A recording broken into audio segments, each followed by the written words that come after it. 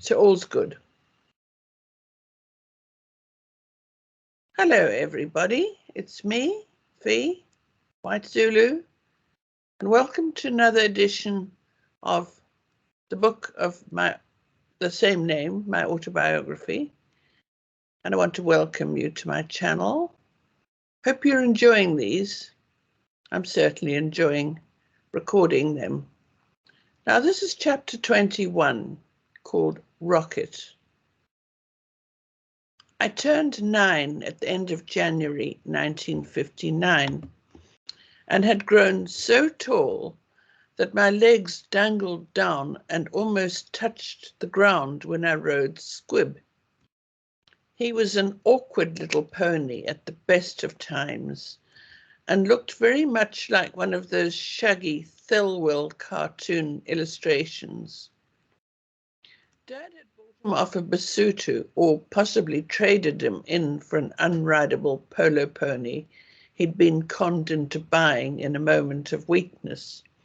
Whatever the case, he'd paid a lot for old Squib with his mulish attitude and reluctant amble, and the way he dragged his feet at a snail's pace on any ride out. When I turned him for home, he always perked up, took the bit. He was the only pony on the place who had to wear a Pelham straight bit with a curb chain. His mouth was so hard. Grimly between his teeth, and struck up the most uncomfortable bone-jarring jog, which made my teeth rattle. By the time we got home, my fingers would be raw and stinging from trying to keep his head up and stop him from bolting. His only redeeming feature was that he had made me into the sort of rider who could stick onto anything. My knees had to grip vice-like in front of his sloping, narrow little shoulders, and his bit-snatching and head-dropping habits always kept me on full alert, ready for any eventuality. Because my birthday is at an awkward time of the year, the 29th of January, the very day the new school year started, and the servants were caught up in a flurry of washing, ironing, and packing my older sister's big school trunks, my mother never had time to hold a birthday party for me. Delia was lucky, as her birthday falls in the middle of the winter term. A very carefully selected local farmers' children of her age were invited over for a party on a Saturday, their parents bringing them in their farm vehicles, lurching and bumping along our rutted, potholed road. And the adults would play tennis all afternoon on our grass court. In the old days, there had been 2 tennis courts. Apparently, my grandmother had declared loftily that it just doesn't seem right to invite people all that way for tennis, and then some have to sit out while others play. So she had 2 courts, one below the other, measured out by a tennis expert, grassed with special New Zealand brown, fine dark green lawn grass, usually used for bowling greens, and once a week had a gardener drag a heavy roller and then push a hand mower set very low over both courts. The netting was chicken wire, and the nets were real ones, made from what looked like white canvas and brown Hessian string, ordered from her father's supplier, W.G. Brown & Co. in Durban. When my mother came to the farm and took over the garden, she decided that 1 court would be enough, so she had the netting taken down, allowed the kikuyu grass to creep back into the lower lawn, and gradually she and her team of garden staff planted a border of shrubs and trees around it, remaining with the upper lawn remaining as the tennis court.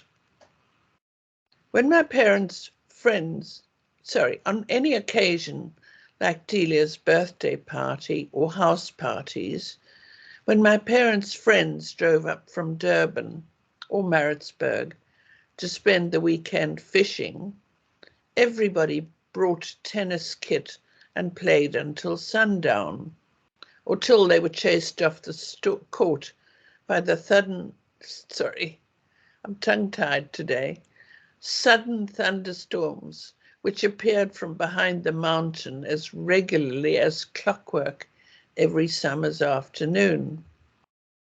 Then they would gather on our big front veranda to drink whiskey and gin, the ice cubes tinkling merrily in their glasses, while the delicious aroma of roasting lamb wafted through from the kitchen.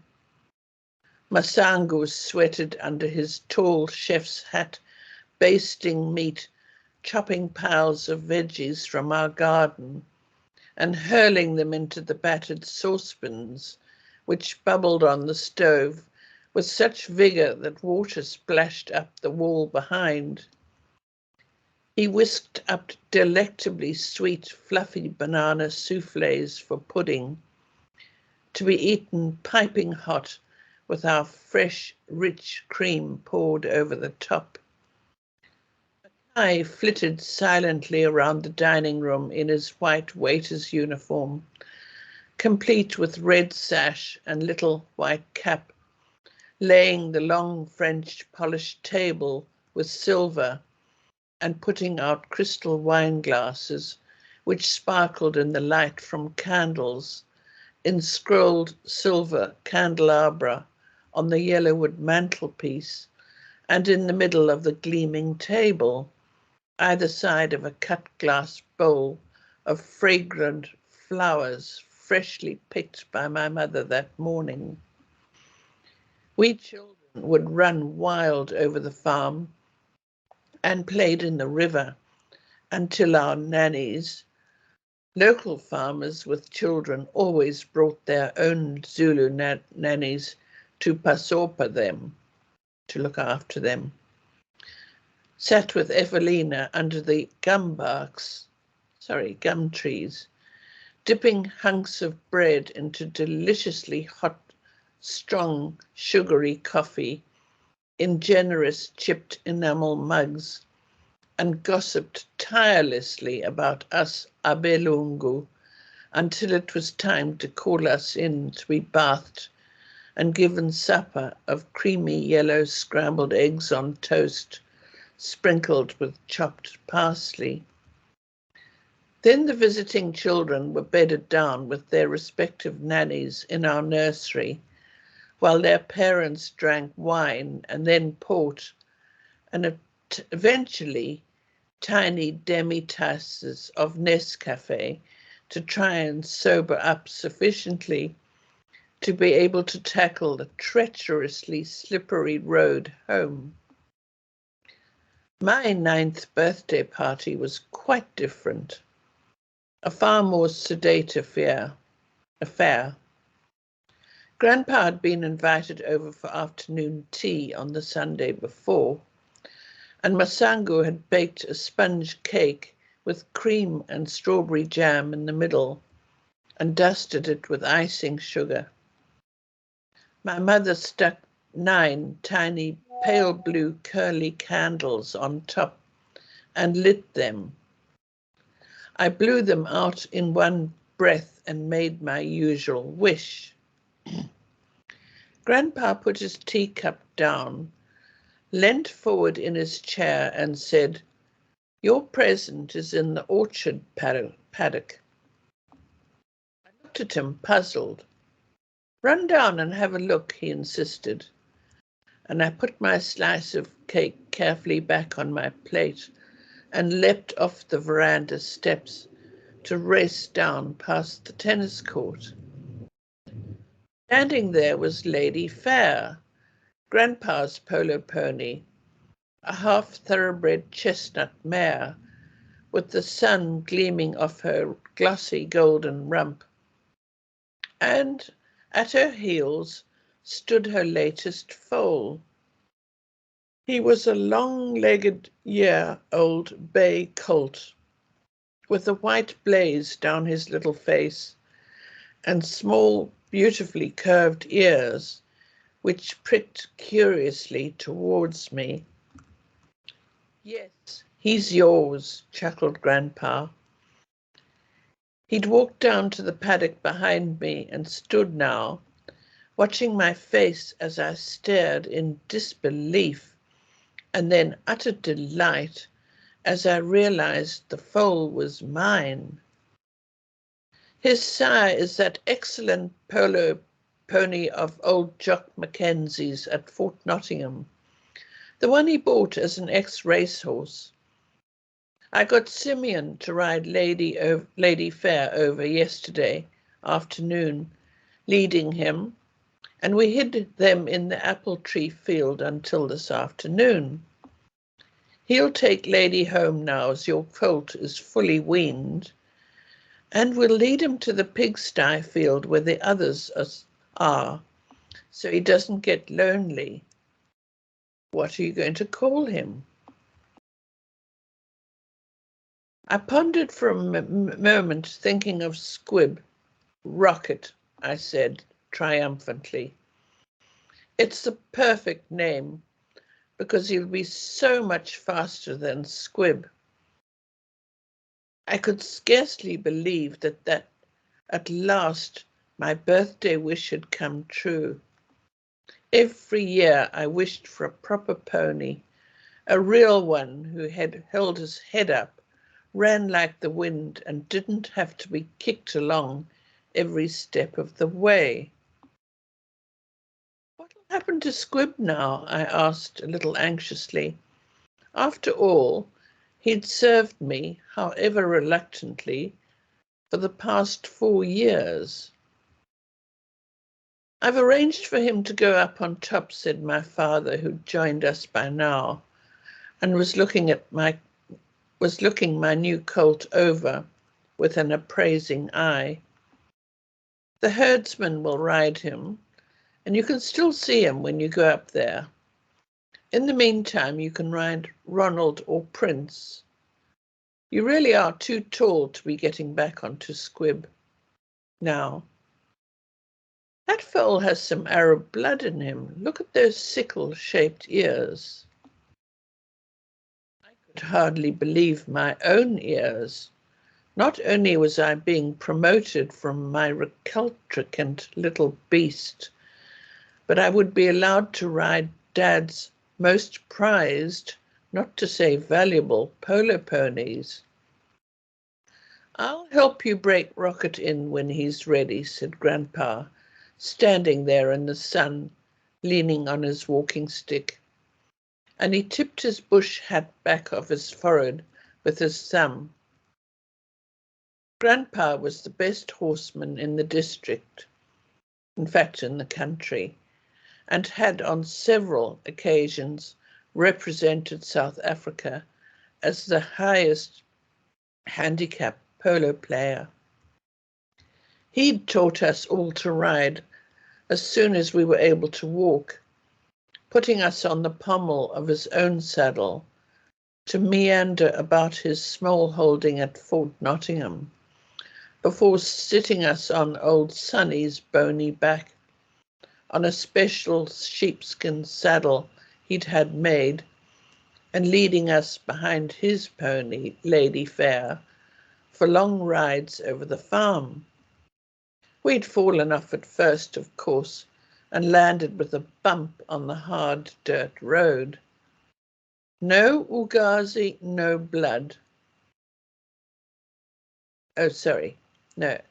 No Ugazi, no blood, no crying, was Grandpa's motto, as he sat there benignly on his horse, waiting for us to remount by ourselves. Ugazi means blood, and if there was no blood, then there was no crying. He wasn't one for a fuss.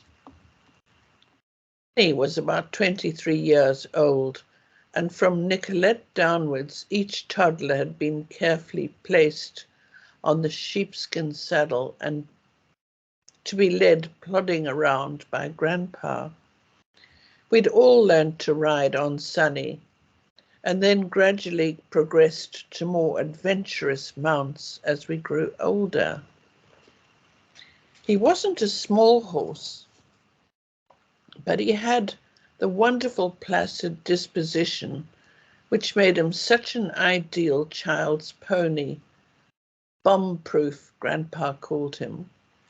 Nicolette had fallen off Sunny and walked around with a broken arm for 3 days before our parents realized that she was in serious pain and needed to be taken all the way into the doctor in Nottingham Road for an x-ray. So we had to be tough and quickly learned to stay on our ponies as we graduated from bomb-proof Sunny to our own various mounts. I spent the rest of my birthday in a daze of delirious joy and kept running back down to the field to look at my new colt. He's halter trained, so the next thing you'll have to do is put a bridle on him and teach him how to lead. The Polo boys will show you how. Grandpa had told me, and I couldn't wait. There was a soft rubber snaffle in the saddle room which I attached to Squib's bridle and hung from a hook all ready to start on Monday morning. Over the following months, with help from the ever-patient Toto and Shorty, I gradually accustomed Rocket to the bit, the bridle, and eventually a saddle. Grandpa came over regularly for Sunday lunch to supervise my progress, and he passed on everything he knew about breaking in young horses. I was eager to hasten the procedure, longing to go to the next step, desperate for the day I could ride my new pony. But he kept me in check. "You're as green as that young horse of yours," he chuckled amiably as, once again, I was restricted to leading the colt about, this time with a sack half filled with mealie meal on his back. Let him get used to having the weight on his back before you try and ride him. One summer morning, nearly a year on from my birthday, Grandpa came over for Sunday lunch as usual. I had Rocket saddled up, ready and waiting for our new session. Our next lesson. "Go and get Toto," he said. I tied my pony up and ran down the road, past the stables, and up to Toto's hut, where I found him sitting comfortably on a sawn-off log in the sun, enjoying a mug of strong coffee. His wife, with their latest baby tied on her back, was sweeping up the dust in front of their hut with a bundle of twigs. His other 2 children, both wearing only T-shirts, played with a little car they'd made out of baling wire. If you remember those little cars they used to make, the infants. "Toto, come!" I pulled at his hand excitedly. "Numzan wants us." So I'm reading this so badly. "Numzan wants you to help us with Rocket." He swallowed the dregs in his enamel mug and good-naturedly allowed himself to be dragged to his feet. "What's the hurry? It's Sunday," he teased. But I could see he was as keen as I was to see what Grandpa was up to. Excuse me. We led Rocket down to the field below the road, opened the wire concertina gate, and walked in. The field had been ploughed ready to sow ryegrass, which would be used to feed our cattle through the 3 or 4 dry winter months. The earth was soft and crumbly and felt warm to my bare feet. Rocket's hooves sank into the yielding soil, right in up to his hocks. Now, said Grandpa to Toto, get on the horse very carefully. Hang yourself over the saddle first and let him feel your weight. Toto knew exactly what to do. He must have broken in many horses in his time. He was shorter than me, as his growth had been so stunted as a child, and he was almost as light as I was. Carefully, he leaned on the saddle and then eased himself so that he was lying over it with his weight evenly distributed. Grandpa told me to lead Rocket in a big circle.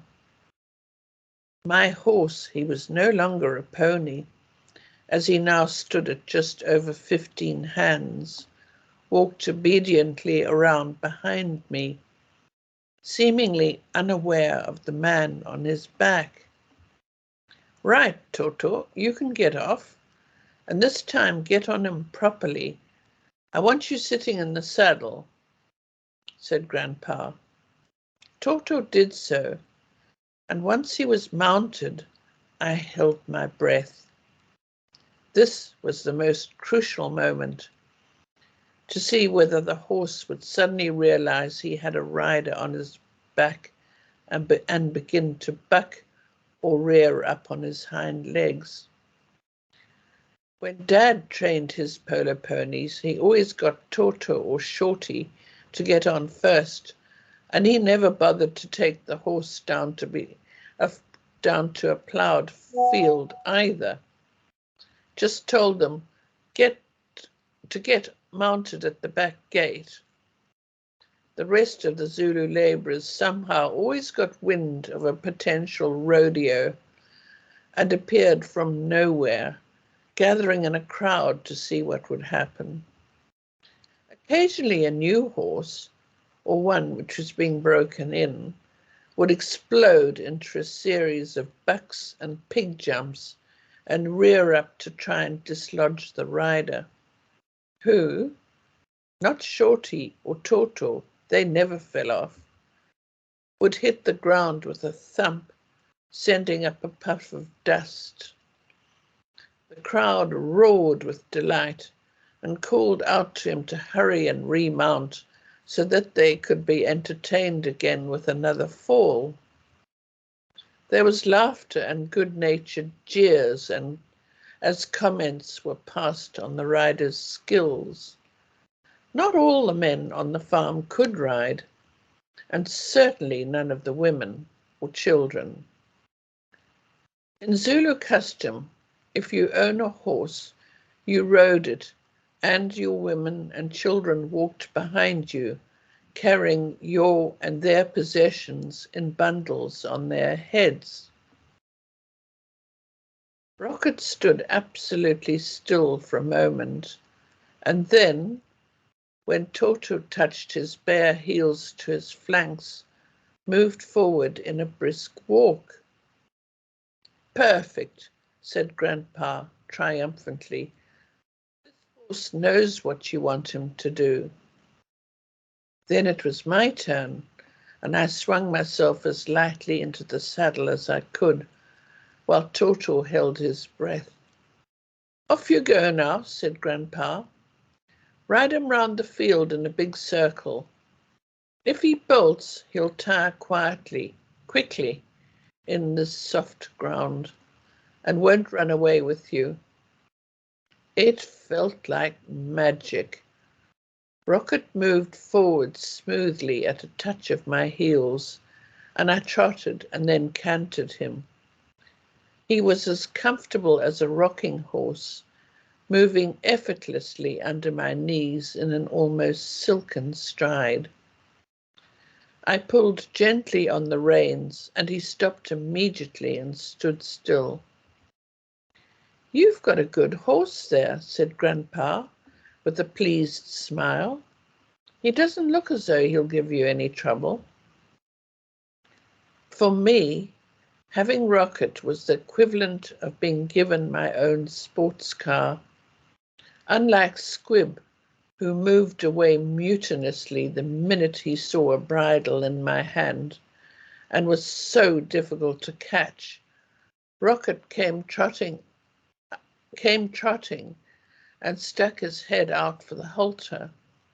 Often, I didn't bother taking him back to the house to be saddled and rode him bareback all over the farm.